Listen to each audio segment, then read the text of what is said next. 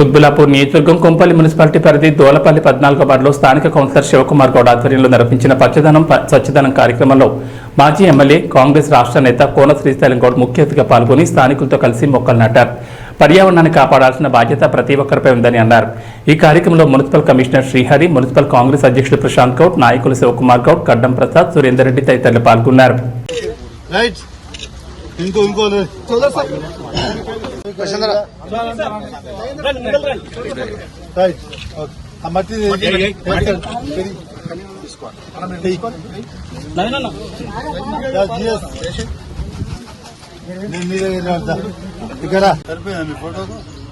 ఒక్క నిమిషమే. రైట్ అన్న.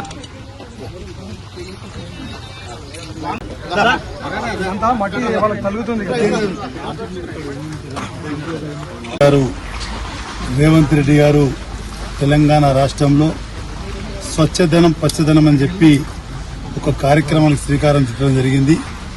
అందులో భాగంగా 5th నుంచి 9th వరకు మరి ఈ రోజుకు లాస్ట్ అయినా ఇక్కడున్న కమిషనర్ గారు కానీ అదేవిధంగా ఈ ప్రాంతంలో ఉన్న కాలనీ అసోసియేషన్ ప్రెసిడెంట్లకు కానీ ఎప్పుడైనా సరే మనము మన ఇళ్ల నడమ శుభ్రత ఉంచుకుంటే మరి మనందరికి కూడా బాగుంటుంది.